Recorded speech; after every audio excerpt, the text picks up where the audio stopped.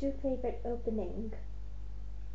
My favorite opening would probably be the Italian game. It's probably the one I play most, which is like e4, e5, knight f3, knight c6, bishop c4. I like this idea because it can give you like a Traxler with after knight f6, knight g4, d5. That's really, really interesting. It gets really, really complex, and there's just phenomenal amounts of stuff that you can do with that. Also, with the Italian game, you can also get a nice gambit called the Evans Gambit, which is after bishop c5, b4. Bishop take b4 if you accept it. Often accepting it's really, really interesting. Fischer used to play the Evans Gambit. It's amazing what happens with it because you get all this attack down the h3 diagonal, and it's just amazing. It really, really is amazing. The Italian game's just so dynamic. There's just so much you can do with it. As for black, I actually do prefer playing the Sicilian against 1e4 and the semi-Slav against 1d4. I like the Sicilian because it instantly is counterattack. It's like, you can have the center for now, but eventually I'm going to take it back. And the Slav is just like slow and positional to start off with. Like, you get all your pieces located in the right squares, and then you attack with c5. And it's just like, I'm going to kill you, but I'm not going to do it right at this moment. So it's like a slow torture, almost, if you will. It's sort of like pulling your punch and then throwing a knockout. It's like feeling up your opponent with the Slav. It's really, really interesting.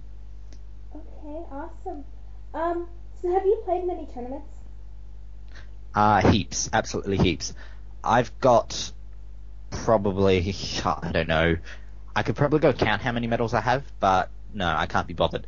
Do you have any other hobbies besides chess? I do enjoy programming, but I haven't done much of that lately because I've been a bit lazy and a bit complacent. I do enjoy going for runs and walks and stuff like that because I have to do something to keep myself fit, because otherwise I'd just sit on the laptop all day and do nothing. Other than that, not really. I don't really like to read. I find reading's a bit monotonous. Monotonous. I find. Yeah, it's come on. It's 3 a.m. My tongue's allowed to get tired every now and again. But yeah, that's I can't really engross myself in reading. I find that I get a bit too bored, especially reading novels. I shouldn't even ask you about your favorite book then, huh?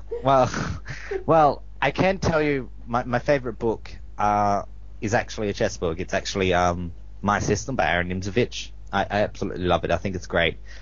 Ever since I've read the chapter on the howitzer bishops, it's just like, wow, that is just phenomenal. That is just, yeah, absolutely amazing. I recently got myself a new chess book, Amateur's Mind by Jeremy Stillman, only because I need to figure out what my misconceptions are, because I find when I'm trying to teach my students, I actually try to ask them questions and ask them what they're thinking about. I want to know what I'm thinking about and see how that actually translates, and see if it's actually a misconception in what my understanding is. I need to figure out where my flaws are and work on them, which is what this book is aimed to do.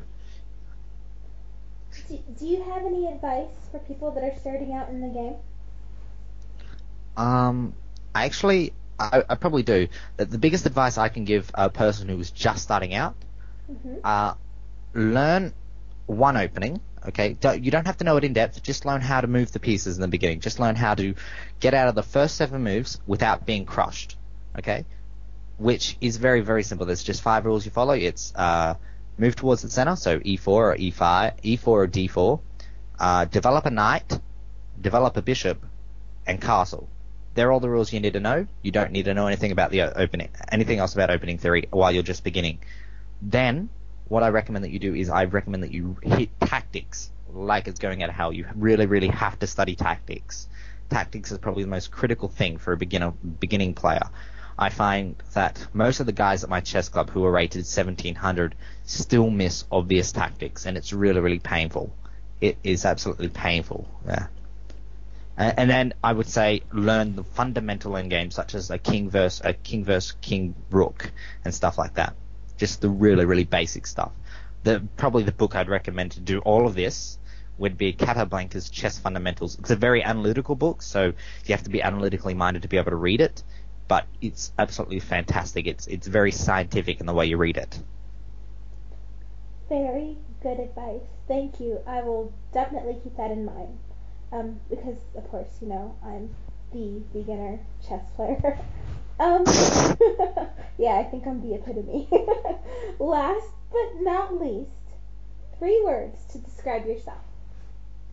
Um, I guess personally, I would describe myself as a bit paranoid, impulsive, and I can be irrational sometimes. Hmm. Paranoid, irrational, and impulsive, you said? Yep. I'll agree with one of them, but I'm not going to tell you which one I agree with. Okay. Okay. How would you describe me then? Come on. Okay. Deepozzie in 3 words. Fun. Um. See, it's harder than you think. Well. Fun. Amusing. Because That's you're the always same. entertaining. You're always That's entertaining. fun and amusing, the same thing. Well, 3 words can also not be synonymous, so, or can be synonymous. So, fun, amusing, and Look at smart. this rule coming. Look at this rule coming. When you agree. Hey, it's my interview. I make the rules. Okay. I kid. I kid. Okay, guys. Um, thanks so much for your time, Deepozzie. This has been awesome. And I hope that everybody out there listening challenges Deepozzie when they see him in live chess because he is a staple celebrity amongst the live chessers. And I don't think he